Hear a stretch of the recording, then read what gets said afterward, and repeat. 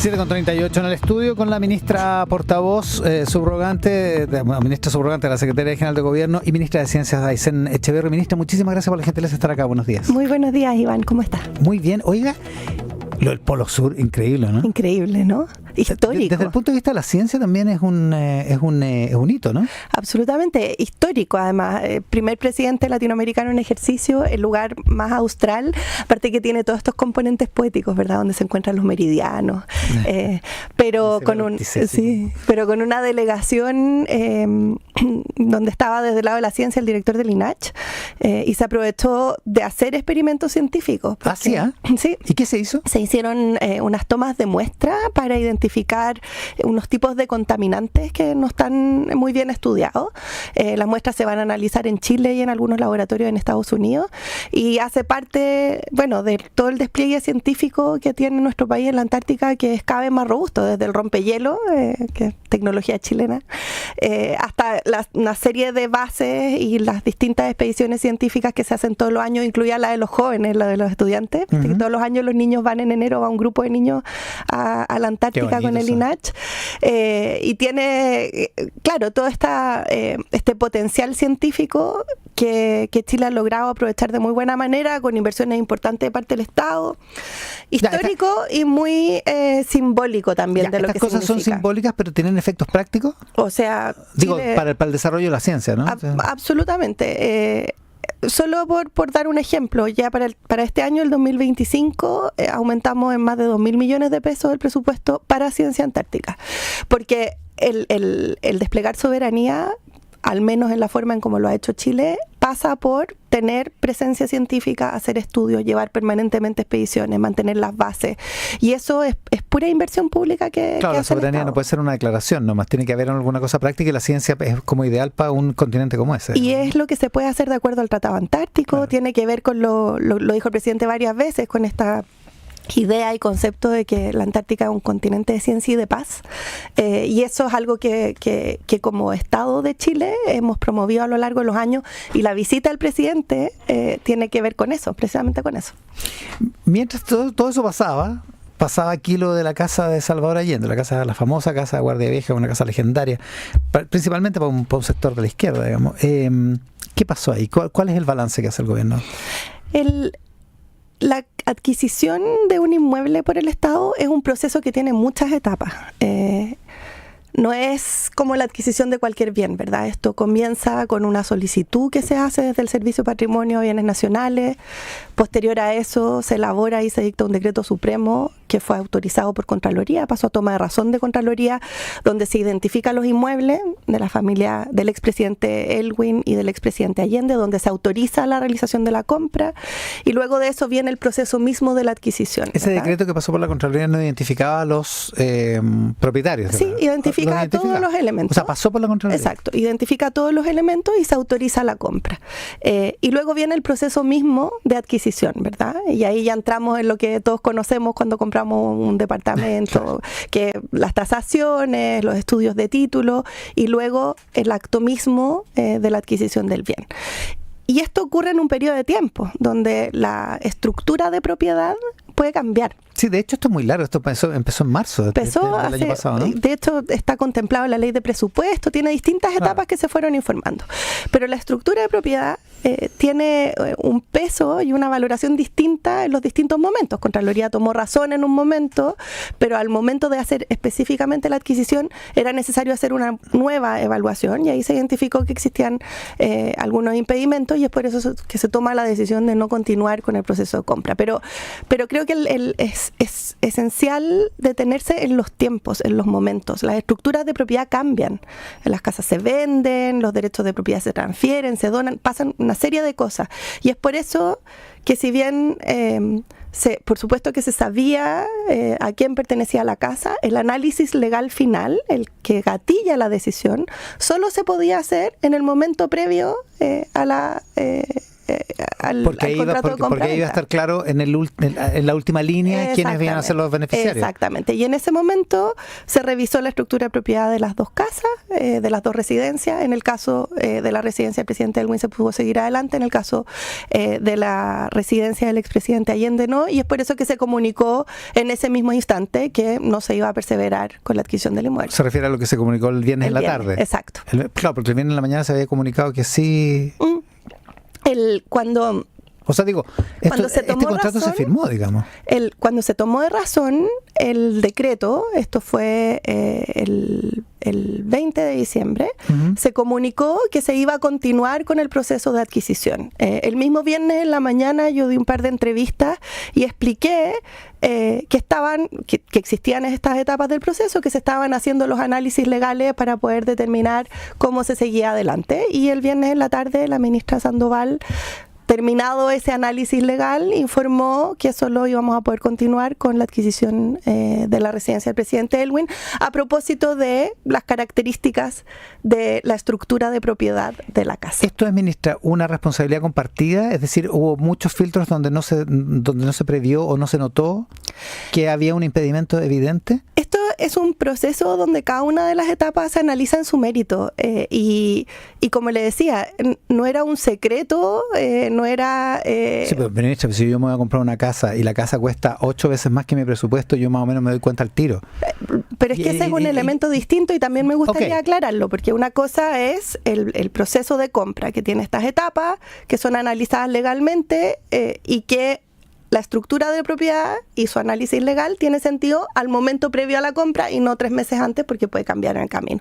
Lo segundo son las tasaciones, que efectivamente cuando el Estado adquiere un inmueble, se hacen distintas tasaciones por asesores externos y por el propio Ministerio de Bienes Nacionales.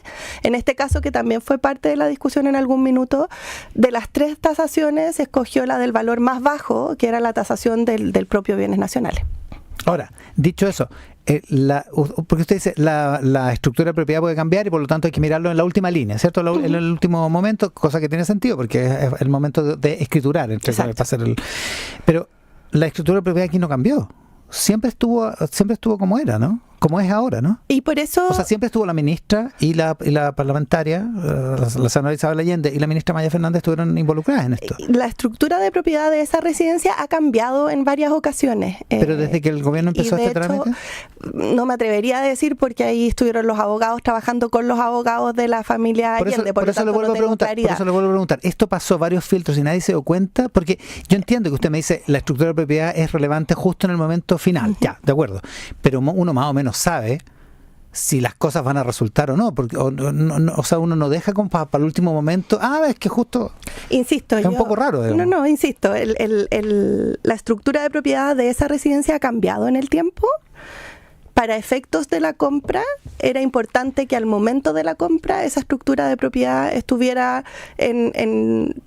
o tuviese características que no eran las que tenían en ese momento, y es por eso que se toma la decisión en ese minuto y no antes, porque antes el análisis legal que se hace no considera, o más bien no es que no considerara, sino que la estructura de propiedad no era el elemento relevante a considerar, y es por eso que se toma de razón por Contraloría. O sea, supongo que no lo consideró, porque si lo hubiera considerado se hubieran dado cuenta de inmediato que no se podía. Es que por eso insisto, y hay que ser súper preciso en qué es lo que se analiza en cada una de las etapas. En un primer momento se analiza la pertinencia de que el Estado adquiera un inmueble determinado porque cumple con las condiciones patrimoniales importantes, porque en el fondo está dentro del marco de las competencias que tiene, en este caso, el Ministerio de Bienes Nacionales. Un inmueble que tiene ciertas características históricas, patrimoniales, por cierto, que tiene una estructura de propiedad, que está situado en un determinado lugar, es decir, un inmueble bien identificado, que en este caso eran las 2 ex residencias. Con eso se autoriza a llevar adelante el proceso de compra, y el proceso de compra tiene otros requerimientos legales con los que tiene que cumplir, y en ese segundo análisis se identificó que no era posible continuar adelante precisamente porque la estructura de propiedad, que es una que ha variado en el tiempo, no cumplía con los requerimientos necesarios. Ya, o sea, en resumen, para el gobierno, no hubo desprolijidad, no hubo chapucería en esto. Hubo un proceso que es un proceso de distintas etapas, donde cada una de ellas fue analizado legalmente en su mérito y se tomó la decisión que era la correcta conforme a la legalidad vigente. Dicho eso, usted dice, la primera cosa es ver la pertinencia. Y en eso hay algunas dudas. Gonzalo Cordero, el columnista de La Tercera, ayer decía, ¿por qué hacer un símbolo de un gobierno que es divisivo, para el que todavía faltan muchos años para establecer para establecer un juicio más reposado, más neutral, si es que cabe la palabra? ¿Por qué es pertinente hacer un museo de Salvador Allende en términos... en el sentido de que hay una parte del país que considera que es un gobierno que no merece ese homenaje? A ver, el resguardo patrimonial y la conservación del patrimonio histórico, tangible e intangible, es esencial en un país democrático y es esencial a la hora de fortalecer nuestra democracia. Si no respetamos nuestra historia y la hacemos conocida a las nuevas generaciones, nos estamos haciendo un flaco favor respecto del país que construimos.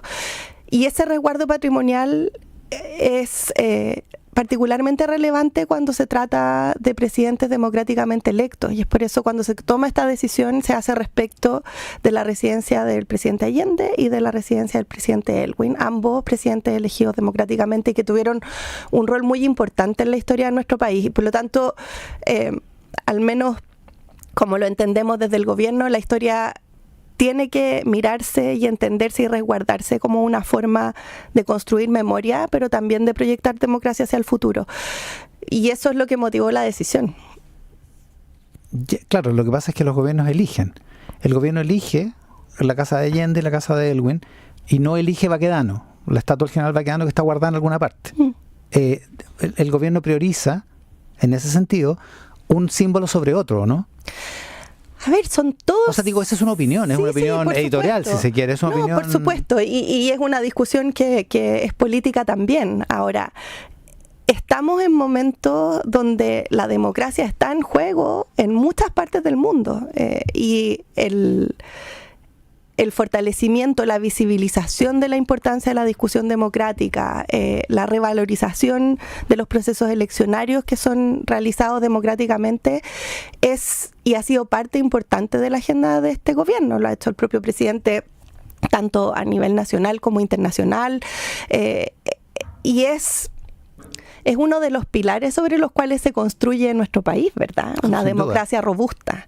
Y por lo tanto, en ese contexto, evidentemente que es prioritario para nuestro gobierno el poder reconocer el aporte que han hecho presidentes electos democráticamente en la historia de nuestro país, y eso motiva la decisión que se tomó, que es una decisión que, por cierto, dado que estamos en democracia, a algunas personas puede que no les parezca que sea la mejor, pero eso es parte de la discusión democrática que se tiene que dar y que respetamos como gobierno, por cierto, porque de eso se trata la decisión. Claro, porque no cabe duda que Allende es un símbolo en cuanto a presidente derrocado y mártir, además.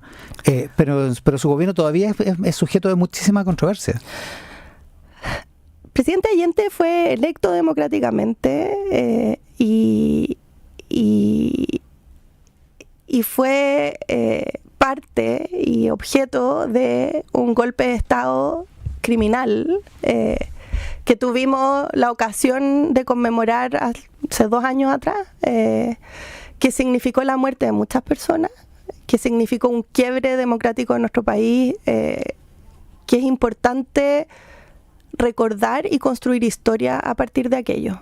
Y eso no es un hecho cuestionable, eso es una verdad establecida, es lo que escriben los libros de historia, es lo que conmemoramos hace 2 años atrás a propósito de los 50 años.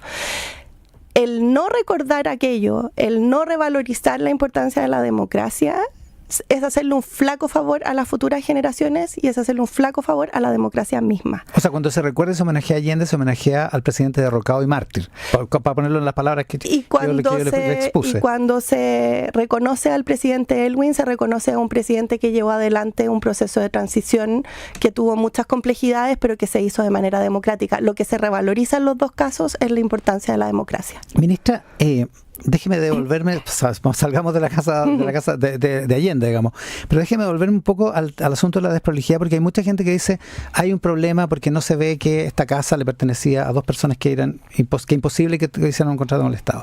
Hay un problema en el aeropuerto de Santiago porque se instalan unos tótems, no lo instala el gobierno, lo instala la PDI, pero se instalan unos tótems que no funcionan. Hay un problema con el comité de ministros porque el gobierno no sabe quién tiene que presidir ¿Hay un problema en el gobierno con la desprolijidad? El gobierno hace muchas cosas permanentemente. No me cae duda. Sí, estamos todo el tiempo abordando distintas necesidades, desde la crisis habitacional hasta los temas de seguridad. Algunos de estos temas se inician y terminan en este gobierno, otros de estos temas vienen de procesos que son anteriores, hace parte de la gestión. En cada uno de aquellos casos, en todo lo que usted nombró, lo que el gobierno... Le agrego también lo de los pasaportes y la visa waiver. Lo que el gobierno ha hecho es rigurosamente trabajar en el marco de la legalidad. Y en los minutos en que aparecen problemas que en algunos casos son técnicos, como por ejemplo lo que usted mencionaba de la visa, de los pasaportes y la interoperabilidad digital respecto de la visa waiver, lo que se hace, y que es lo que le corresponde a cualquier gobierno, es tomar todas las medidas posibles para avanzar y resolver esos desafíos lo más rápido posible. El gobernar no es hacerlo todo perfecto, sino que es poder reaccionar cuando las cosas no son perfectas para resolverlas lo antes posible, y creo que el ejemplo del aeropuerto es un ejemplo de aquello. Los tótems tenían algunos desafíos, se reforzó con nuevos tótems, se reforzó con nuevas personas. En el caso de los pasaportes, se lleva ya un buen tiempo trabajando con Estados Unidos para resolver un problema que es de interoperabilidad técnica, que esperamos se resuelva en los próximos días, y así sucesivamente. Esto se dijo mucho a propósito del balance de fin de año que hicimos.